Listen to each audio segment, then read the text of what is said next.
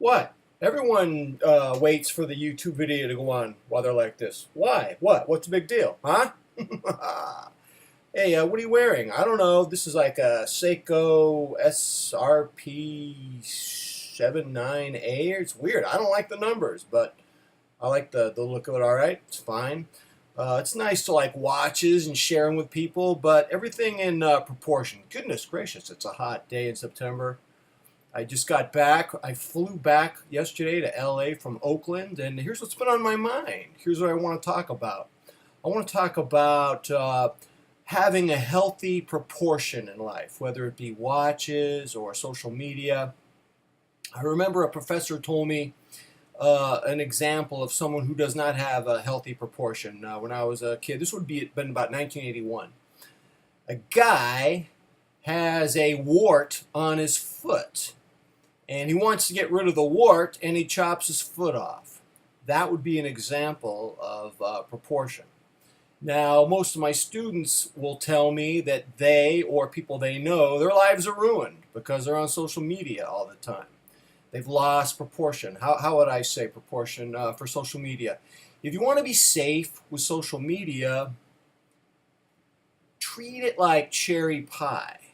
You know, cherry pie is okay once in a while, but you don't want it to be the staple of your diet. It's going to mess you up. I'll make 2 or 3 YouTube videos a week for about, I'll make a 10-minute video here and there. I think it's a healthy way to organize my thoughts and to keep my public oratory skills sharpened. I don't have a problem with that. It's all about proportion. So sometimes, I lack proportion, but I'm good at seeing it, a lack of it in other people. So check this out.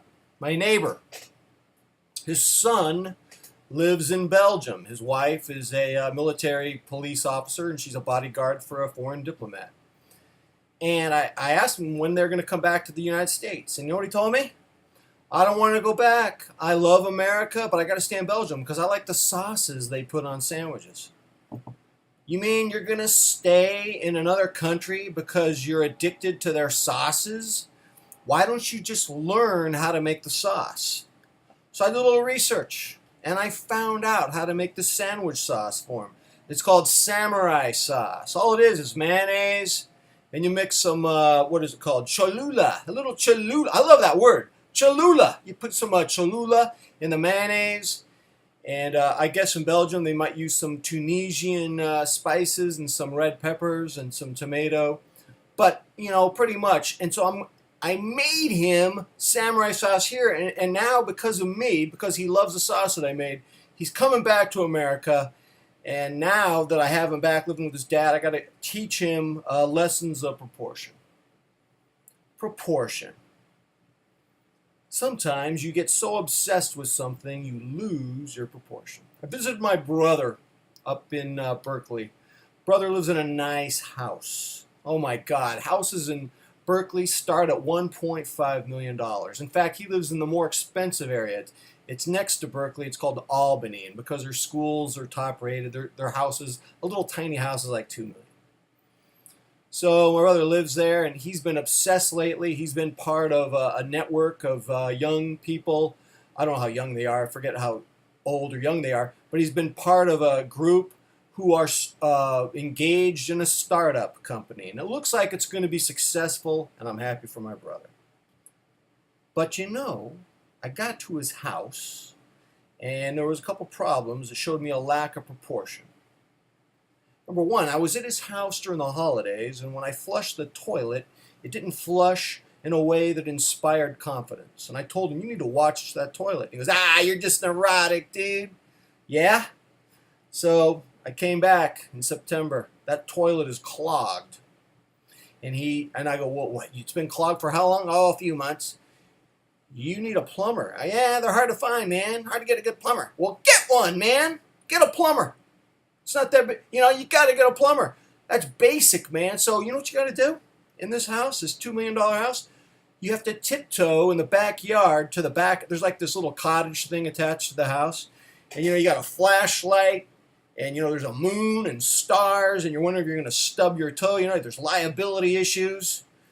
I don't want to creep and tiptoe into some dark, room attached to the house because you didn't get the flusher all situated. The second problem I had, speaking of proportion, is there was no toilet paper in the house, not one roll.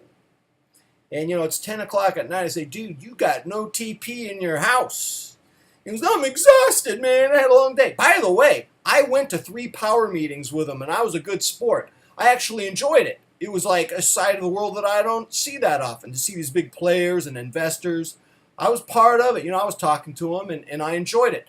But when I go to your house, have some functioning plumbing and have some TP.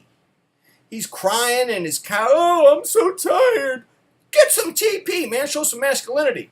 So I dragged him to the local Safeway, about a couple cases of TP. And my goodness, he's going to probably be very successful. This startup is going to blossom right after January. And I hope that he can relax and buy some toiletries. I'll tell you what, I will call him in advance next time I visit him. Because if those areas have not been improved, I'm getting a hotel. Yeah, hotel. It's all about proportion. All right, ladies and gentlemen, I gotta go to work. And until next time, I am out.